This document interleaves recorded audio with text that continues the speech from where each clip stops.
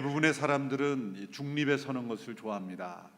세상에 많은 일들이 이럴 수도 있고 또 저럴 수도 있는 일들이기 때문입니다. 그러나 신앙에 있어서는 중립이란 없습니다. 성경에서 말씀하는 진리는 우리가 하나님의 편에 서느냐 아니면 사단의 편에 서느냐, 둘 중 하나밖에 없다고 말씀합니다.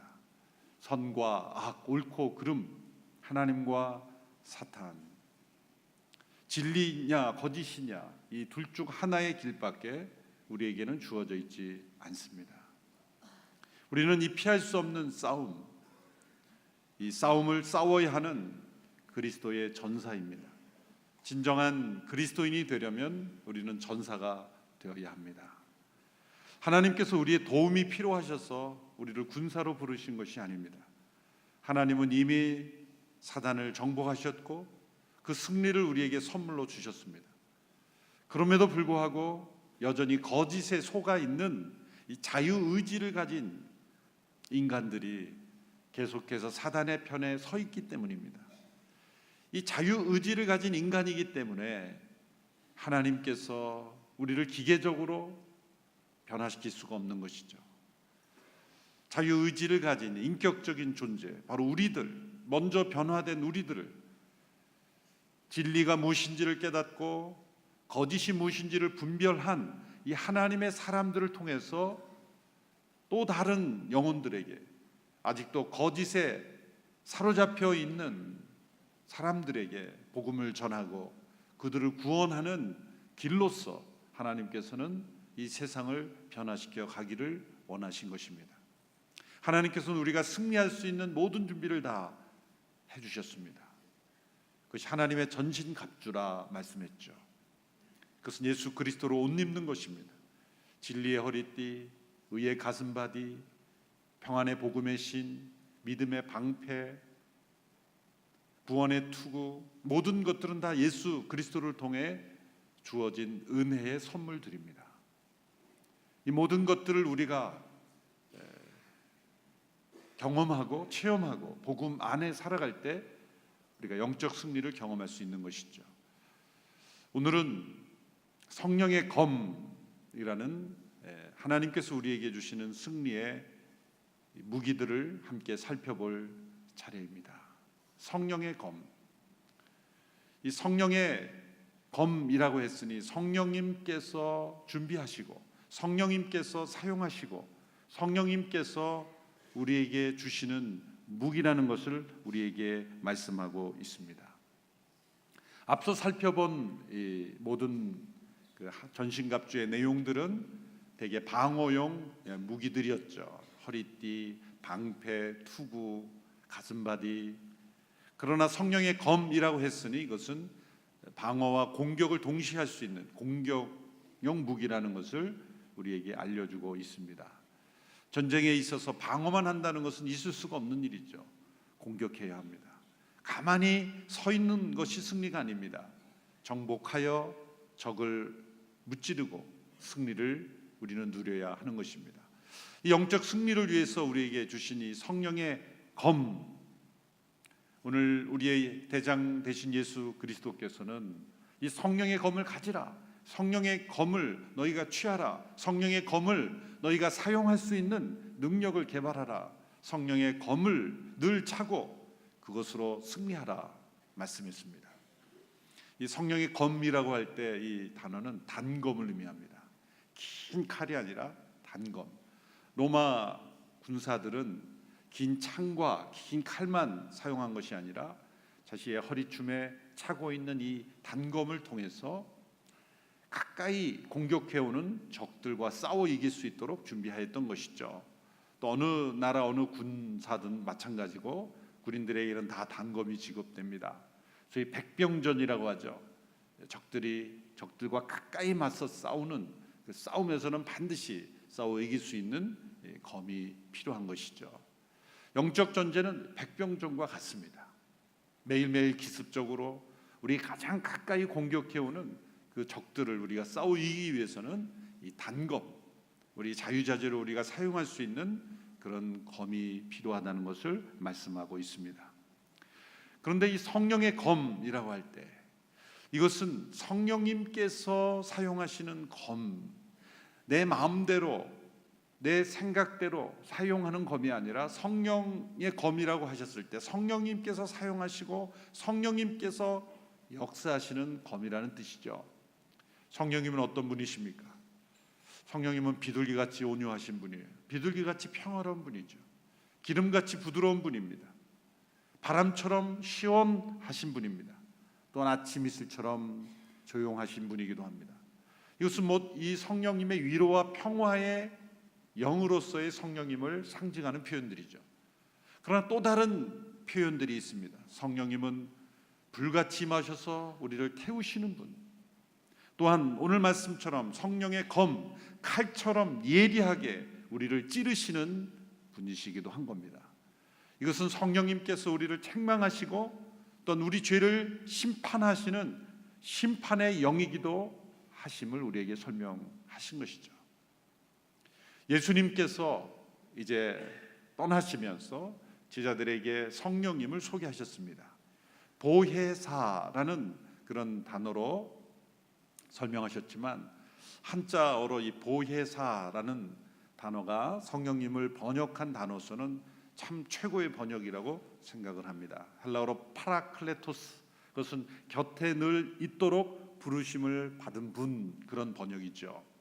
영어 번역에서는 위로자, 상담자 그렇게 번역했지만 사실 어떤 영어 번역보다도 어떤 언어의 번역보다도 한자 우리말로 된 이 보혜사라는 번역이 참 어떻게 보면 무슨 절 이름 같아서 좀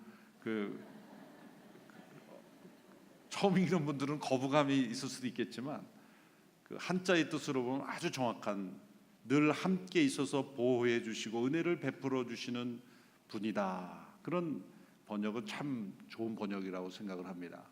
그런데 그 보혜사 성령님을 소개하실 때 뭐라고 소개하셨냐면 진리의 영이다, 진리의 성령입니다. 예수님께서 보혜사 성령님을 가장 먼저 소개하신 단어는 위로와 평화와 그런 영이 아니라 진리의 영이시다. 거짓이 무엇인지를 드러내고 우리를 참되고 올바른 길로 인도하시는 분이다 라고 소개하시는 가운데 16장 8절에 보면 이런 말씀을 하십니다. 같이 읽어볼까요? 시작.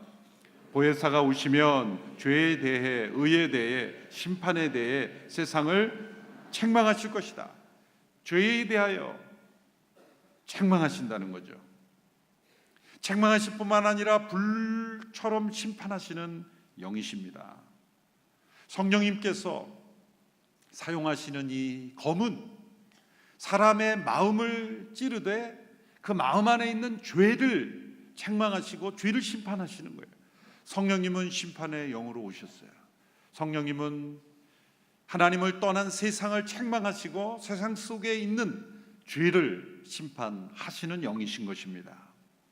따라서 이 성령의 검은 우리의 대적 사단 마귀를 무찌르기 이전에, 대적 마귀를 무너뜨리는 무기이기 전에 우리 안에 있는, 내 안에 있는 이 세상, 내 안에 있는 하나님을 떠난 이 죄에 대하여 책망하시는 무기라는 거죠. 성령의 검을 가지라 그럴 때 나는 전혀 변화가 없이 내 밖에 있는 그런 악의 영들에 대해서만 내가 공격하는 무기로 사용한다라는 생각은 잘못된 생각입니다.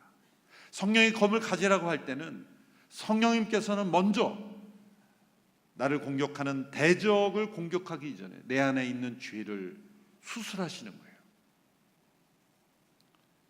병든 내 마음속에 있는 죄를 수술하시는 거예요. 그래서 성령의 검이 내 마음을 찌를 때 더러운 피들이 쏟아져 나오는 거예요. 그러나 그것은 회복을 위한 수술인 것입니다.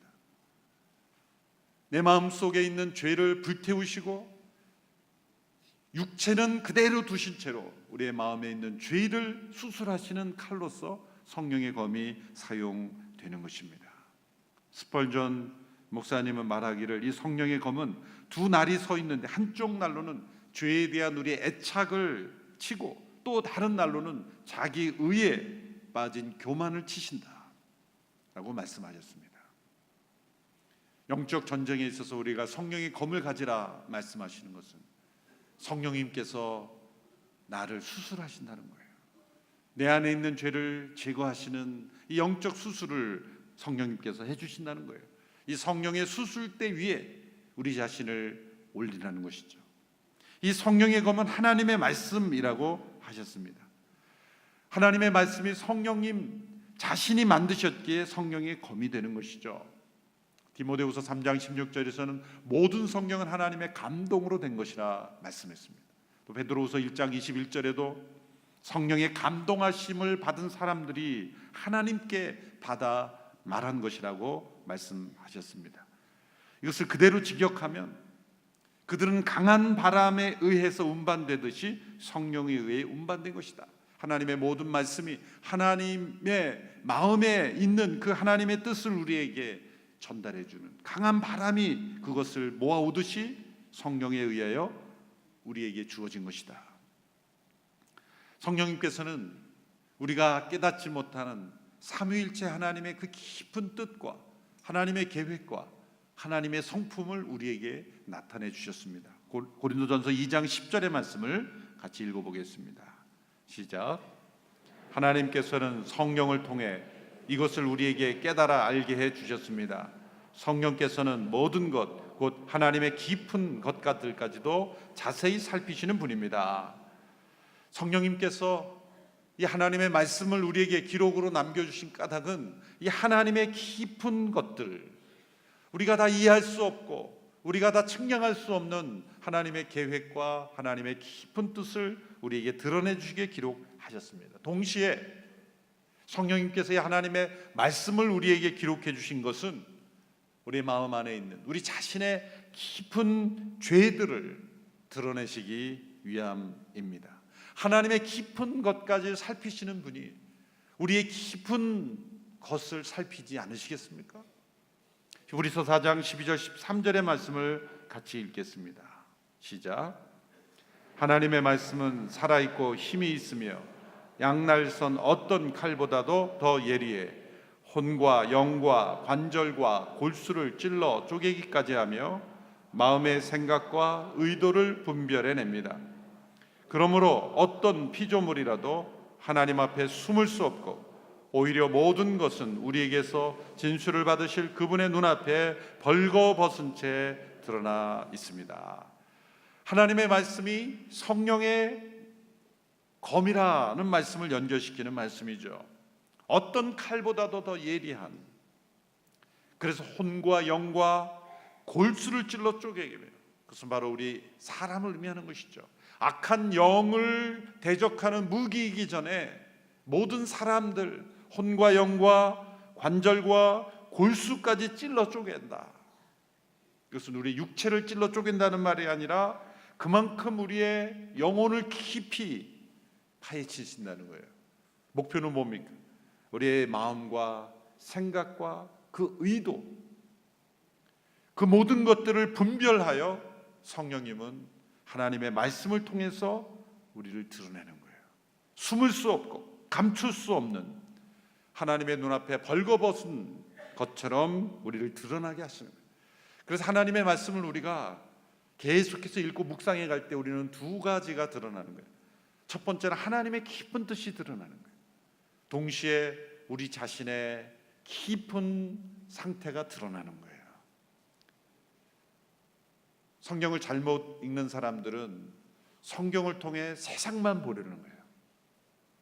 사회가 이렇다, 세상이 저렇다.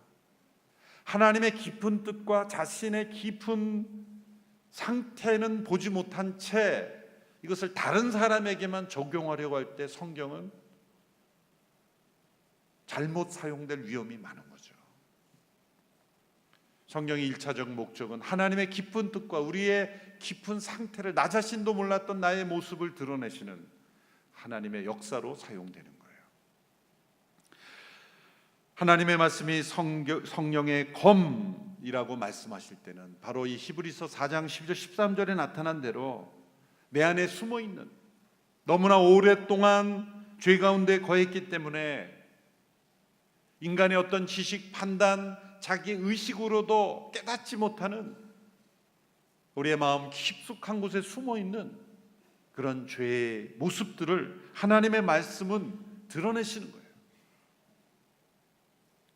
성경을 읽고 또 읽고 묵상하고 또 묵상할 때 하나님 말씀 우리 어떻게 다가오는지 아십니까? 에레미야 선지자는 이런 고백을 하나님의 음성을 듣고 고백했습니다. 하나님의 음성이죠. 에레미야 23장 29절 말씀 같이 읽겠습니다. 시작. 여호와의 말이다. 내 말이 불과 같지 않느냐? 또 바위를 조각으로 깨트리는 망치와 같지 않느냐? 하나님의 말씀이 불처럼 그리고 망치처럼 우리를 깨트리고 칼로 우리를 찌르시는 것 같은, 우리 안에 있는 죄를 책망하시고 불로 태우시고 깨트리시는 그런 역할을 하나님의 말씀인 성령의 검이 하신다는 거예요. 영적 전쟁에서 승리하기 위해서는 반드시 영적 수술을 거쳐야 돼요. 성령의 검으로 하나님의 말씀을 통해 나를 수술하시는 그 수술을 경험한 자만이 우리는 사단과 싸워 이길 수가 있는 것입니다. 하나님의 말씀으로 내 안의 죄를 심판하시는 성령의 역사를 체험하지 않고 나를 공격하는 사단 마귀를 공격할 수 없습니다. 또한 성령의 검인 하나님의 말씀은 이제 악한 자를 공격하는 가장 효과적인 무기이죠. 사단은 우리 자신의 생각, 경험, 세상의 어떤 지식으로 공격할 수 없습니다. 비웃습니다. 사단은 적어도 나보다 더 오랜 세월 인간을 다뤄왔고 나보다 더 많은 지식을 가지고 있고 더 많은 정보를 가지고 있습니다. 그래서 요즘 말하는 빅데이터가 있는 거예요. 빅데이터. 수많은 사람들을, 아담과 하와의 모든 인간들을 죄에 빠지게 하고, 그리고 인간의 약점들, 인간의 욕망, 인간의 그런 모습들을, 심지어 역사의 흐름까지도 사단은 한 시대의 사상을 변화시키는 전략을 가지고 있어요. 우리는 한 시대 안에 살면서 살아가기 때문에 내가 기발한 생각이라고 생각해도 그것은 한 시대 안에 속한 사상에 불과할 때가 많아요. 어떻게 이 사단을 우리가 이기겠습니까? 오직 사단이 비교할 수 없는 영원하신, 모든 것을 알고 계시며 모든 것을 주관하시며, 그리고 하나님의 감동으로 기록된 하나님의 말씀 속에 나타난 진리만이 사단을 무너뜨릴 수가 있습니다. 가장 좋은 예가 바로 예수님께서 사단을 물리치신 예죠.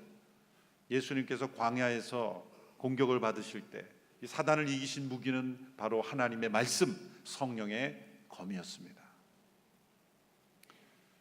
굶주린 상태에 있을 때 사단이 예수님을 시험했죠. 돌을 떡으로 만들라. 정말 배고프면 주변의 모든 것이 다 먹을 걸로 보인다, 그런 말이 있죠. 돌을 떡으로 만들면 얼마나 편하겠습니까? 이 유혹은 바로 어떤 의미입니까? 너가 메시아인데 이렇게 굶주릴 필요가 있느냐? 이런 고생을 할 필요가 있느냐? 이런 고난은 메시아에게 필요한 것이 아니다. 능력만 있으면 된다. 십자가의 고난을 통해 우리 모든 인류를 구원하시는 하나님의 계획을 무너뜨리는 거죠.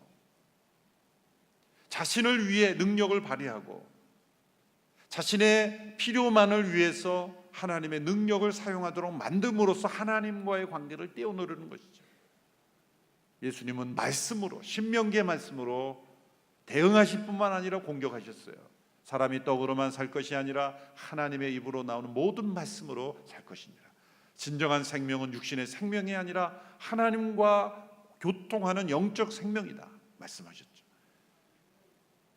첫 번째 공격에 실패한 사단은 두 번째 공격으로 올라갑니다.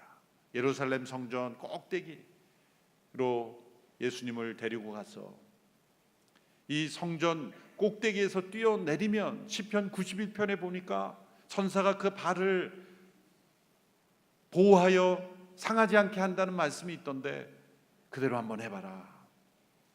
놀랍게도 사단도 말씀을 알고 있어요. 사단도 성경 암송합니다. 그러나 왜곡된 인용을 통해서 우리를 혼란케 하려고, 이단들이 교육하는 거 보면 성경을 막 암송시켜요. 그런데 올바르지 않은 해석으로 연결을 해서 여러분, 그래서 누군가 이단에 빠진 사람이 성경 암송을 유창해 한다 그래서 기죽지 마세요. 물론 우리도 암송해야 되겠죠. 사단이 시편 91편을 인용하면서 예수님을 공격했어요. 예수님은 말씀으로, 신명의 말씀으로 또다시 대응하시며 공격하십니다. 주 너의 하나님을 시험하지 말라. 세 번째, 시험에 이르러서 사단이 무척 당황한 기색이 보입니다. 사단이 당황했다는 건 뭐냐면 이 교묘한 속임수가 그러니까 교묘한 속임수로 포장하지 못하고 적나라한 그의 본성이 나타나는 거예요. 하나님의 말씀으로 우리가 대응할 때만 사단이 당황합니다. 인간의 지식, 경험, 인간의 문화, 어떤 것도 사단을 당황하게 할 수가 없어요. 왜? 다 경험해 본 거기 때문에. 그런 하나님의 말씀으로 우리가 대응할 때 사단은 당황합니다. 본색이 드러납니다. 세 번째 시험은 뭡니까? 높은 산에 올라가서 내게 경배하면 이 천하 만국의 영광을 너에게 주리라. 사단의 한계는 예수님이 꼭 자기가 원하는 것을 원한다고 생각한 거예요. 악한 자는 자기가 원하는 것을 모든 사람이 다 원할 것이라고 생각하죠. 사단의 본성이 드러난 겁니다. 이미 예수님은 영광스러운 분이시고 하나님의 모든 영광을 가지신 분입니다. 뭐가 필요하겠습니까? 사단이 주겠다고 하는 건 다 예수님의 것입니다. 그런데 예수님은 하나님의 말씀을 인용해서 사단을 대응했어요. 주 너의 하나님만 경배하고 섬기라. 예수님께서 왜 기록된 이 신명기의 말씀만을 인용하면서 사단에게 대응하셨습니까? 우리에게 모범을 보여주신 거예요. 이렇게 해라. 너희 자신의 생각, 경험 의지하지 말고 사단의 공격에 대하여는 하나님의 말씀만을 의지하여 진리의 말씀만으로, 이 성령의 검으로만 대응해라. 그래야 사단은 떠나간다. 우리가 이렇게 성령의 검을, 하나님의 말씀을 대응하여 사용할 수 있는 그 말씀이 늘 우리에게 있어야 하는 것이죠.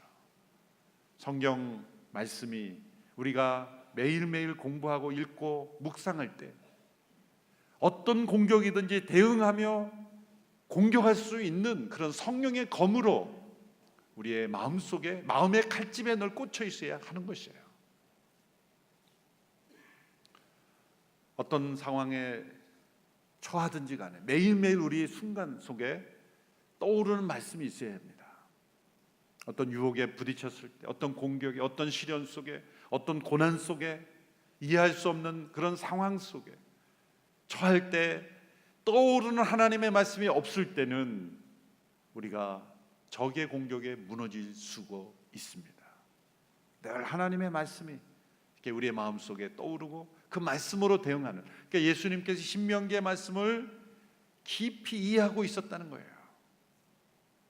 신명기 전체의 수십 장의 말씀 분량 속에 이 말씀이 딱 떠올라 예수님께서 대응할 수 있는 말씀으로 무장되셨다는 것을 우리에게 보여주시는 것입니다.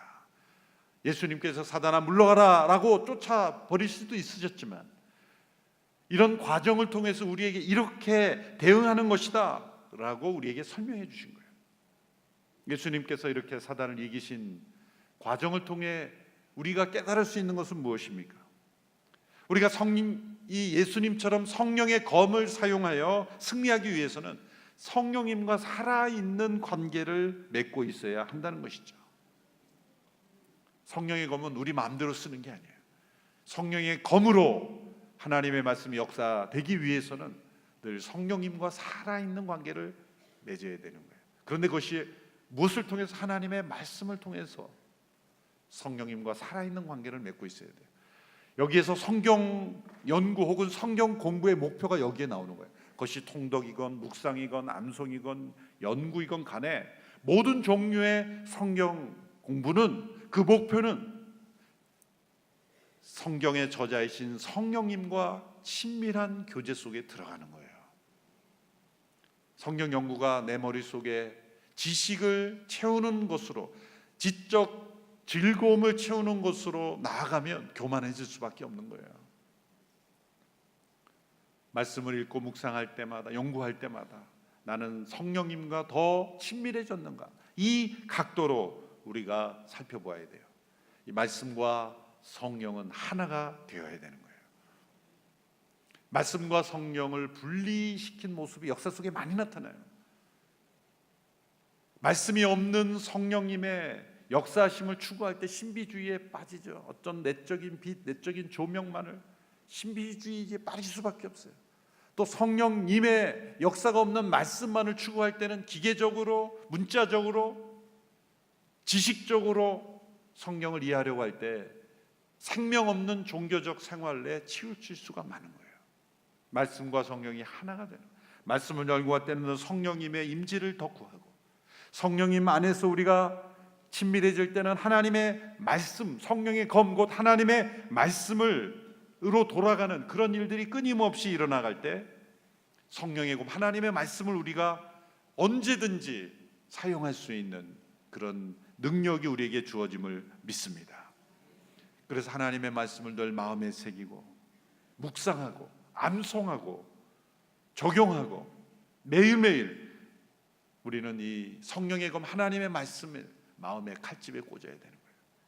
때로 우리가 마음의 칼집에서 이 성령의 검을 뽑으려고 할 때 하도 뽑은 적이 없어서 빠지지가 않더라고요. 녹슬어가지고 그게 어디 있더라, 이게 막 그냥 그게 어디 있더라 그래요. 그러면 안 되는 거예요. 늘 익숙해져서 늘 찾아볼 수 있도록 주소까지 다 해놨잖아요. 몇 장 몇 절까지 다 어디 있더라 그러면 안 돼요. 빼서 찌르려고 했는데 이게 녹이 슬어가지고 다 무뎌져가지고 늘 칼을 갈고 있어요. 마음의 칼, 미움의 칼, 분노의 칼을 갈지 말고 성령의 검 하나님의 말씀의 칼을 늘 예리하게 묵상할 때 우리는 승리할 수가 있습니다. 아침에 일어날 때마다 우리는 영적 전쟁을 준비해야 합니다. 아침에 일어날 때 우리가 옷을 입을 때 예수 그리스도로 옷 입는다고 생각하세요.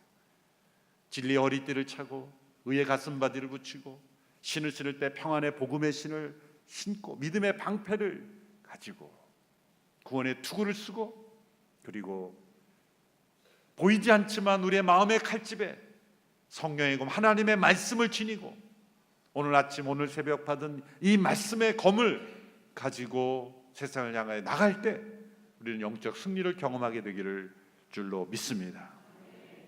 잠자리에 들기 전 우리는 하루 동안에 있었던 삶 속에 있었던 영적 전쟁을 되돌아봐야 합니다. 하루의 전쟁 기록부가 이런 기록이 되지 않게 되기를 바랍니다. 몇 월 며칠 아침에 출근하자마자 적군에게 항복한 후 그 대가로 목숨을 건져서 적군을 위해 일하다가 하루 종일 적군 텐트에서 편하게 지냅니다. 뭐 이런 기록이 되어서는 안 되겠죠. 매일 그럴 수는 없어도 이런 승리의 기록이 돼야 되지 않을까요? 하나님 오늘도 선한 싸움을 싸웠습니다. 저는 아무런 힘과 능력이 없었지만 하나님이 공급해 주신 신형 무기를 가지고 오늘도 승리했습니다. 특별히 어느 날 새벽에 새롭게 공급해 주신 성령의 검이 아주 효과적이었습니다. 내일은 어떤 말씀을 공급해 줄지 기대가 됩니다. 그런데 오늘 신고 나간 군화는 산 넘고 물을 건너 싸우러 다니다 다 젖어버렸습니다. 방패는 적들이 쏘아댄 화살을 막아 내느라 거의 못 쓰게 되었습니다. 이 밤에 제가 자는 동안 하늘의 천국의 무기고를 활짝 열어서 내일 아침 싸우러 나가는데 차질이 없도록 공급해 주십시오. 이렇게 잠자리에 들면 아침에 일어나면 천국의 무기고가 열렸어. 하나님께서 우리의 영혼을 강건하게 하실 줄로 믿습니다. 성령의 검 하나님 말씀은 먼저 내 안에 있는 죄를 찌르시고 내 안에 있는 죄를 심판하시고 불태우십니다. 그리고 적을 향하여 적을 내쫓고 적을 당황케 하고 적을 무너뜨리는 하나님의 말씀입니다. 하나님의 말씀이 성령의 검으로 우리의 마음의 칼집에 늘 깨어 있는 우리 모두가 되어 승리하는 우리 모두가 되기를 축원합니다. 기도하겠습니다. 잠시 하나님 앞에 함께 기도할 때 하나님의 말씀을 대하는 나의 태도를 변화시켜 주시옵소서. 말씀의 저자이신 성령님의 음성을 듣는 시간 되게 하옵소서. 내 머리를 즐겁게 하는 지식을 즐겁게 하는 유희가 아니라 날마다 성령의 검을 새롭게 경험하는 하나님의 말씀이 되게 하옵소서. 이전보다 말씀을 더 사랑하기를 원합니다. 이전보다 성령님을 더 깊이 체험하기를 원합니다. 합심하여 함께 기도하며 나가겠습니다. 살아계신 성령님, 하나님의 말씀을 우리에게 기록해 주시고 만들어 주셔서 이 말씀을 통해 성령님의 임재를 체험할 수 있는 저희가 되게 하심을 감사합니다. 하나님의 말씀을 지식으로만 알고 나의 지적 유의로 정보로 경험으로만 깨닫는 저희 되지 않게 되기를 원하며, 말씀을 읽고 묵상할 때마다 성령님의 임재와 성령님의 역사, 성령님의 놀라우신 깨우치심과 내 안에 있는 모든 죄를 수술하시고 회복시키시고 역사하시는 임재를 깨닫기를 원합니다. 악한 자를 대적하시기에 우리에게 주신 하나님의 말씀을 예수님처럼 날마다 묵상하고 사용함으로 대적마귀 사탄을 무찌르며 승리하는 저희들이 되게 하여 주시옵소서. 하나님의 말씀을 사모하는 모든 성도들 매일매일 이 말씀 안에 거하게 하시고 매일 승리하는 성령의 검이 있게 하여 주시고 날마다 천국의 무기고를 활짝 열어주셔서 영적 전쟁에서 승리하는 우리 모든 성도들이 다 되도록 역사하여 주시옵소서. 살아계신 하나님 아버지, 매일매일의 영적 전쟁에서 승리하기를 원합니다. 성령의 검, 곧 하나님의 말씀을 가지고 승리하는 하나님의 백성들 다 되게 하여 주시옵소서. 예수님의 이름으로 기도하옵나이다. 아멘.